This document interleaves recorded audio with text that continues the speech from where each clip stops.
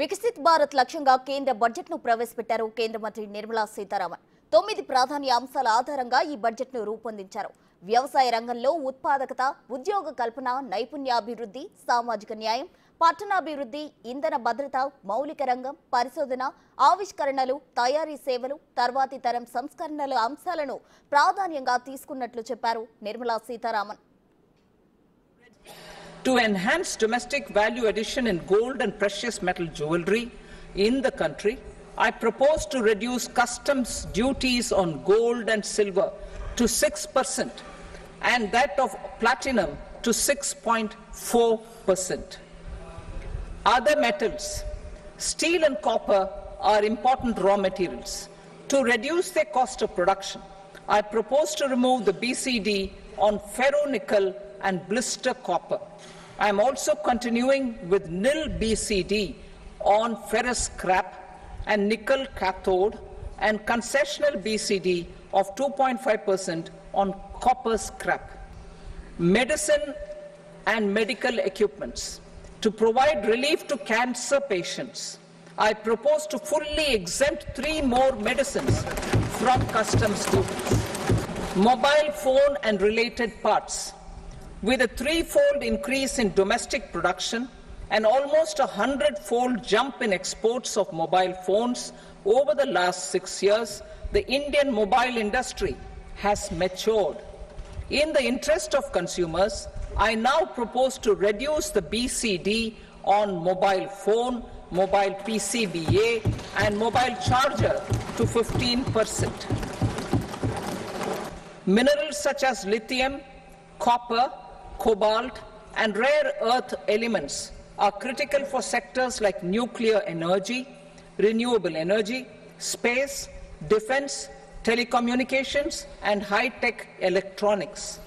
I propose to fully exempt customs duties on 25 critical minerals and reduce BCD on 2 of them. Similarly, to enhance the competitiveness of exports in the leather and textile sectors, I propose to reduce BCD on real down-filling material from duck or goose. I am also making additions to the list of exempted goods for manufacture of leather and textile garments, footwear and other leather articles for export. I propose to increase the BCD on ammonium nitrate from 7.5% to 10%. Plastics, PVC flex banners are non-biodegradable and hazardous for environment and health. To curb their imports, I propose to raise the BCD on them from 10 to 25%. Telecommunication equipment. To incentivize domestic manufacturing, I propose to increase the BCD from 10 to 15% on PCBA of specified telecom equipment. TDS rate on e-commerce operators is proposed to be reduced from 1 to 0.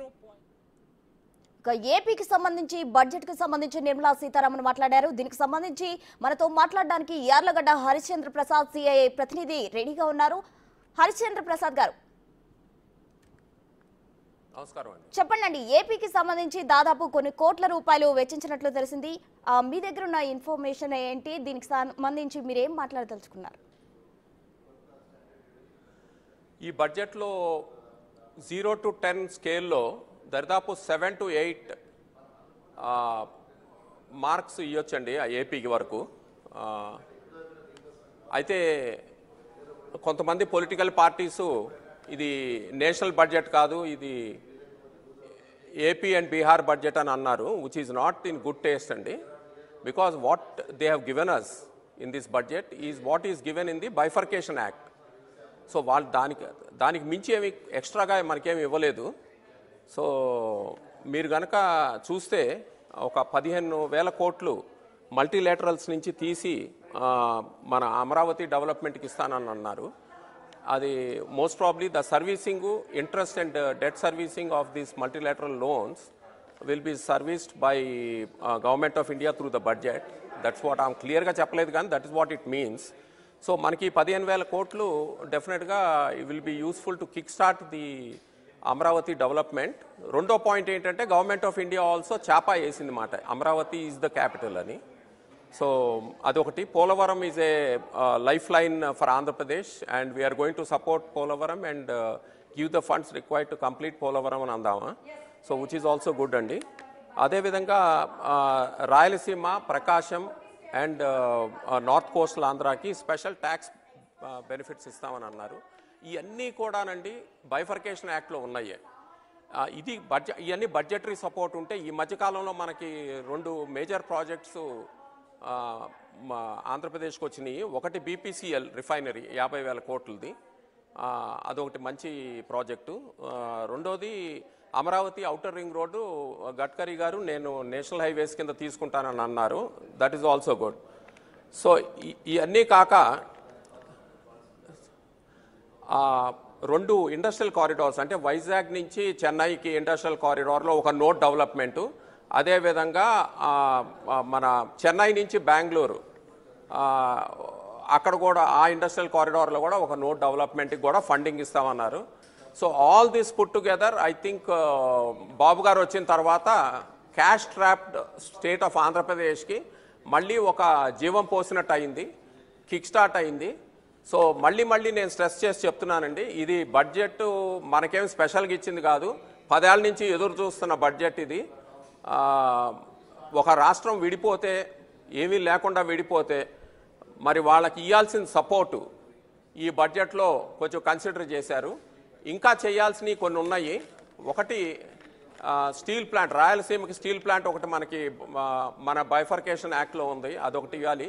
Hyderabad నుంచి new capital అంటే అమరావతికి and beyond maybe Machilipatnam దాకా ఒక express way, 8 lane express way ఒకటి చేయాలి along with a bullet train.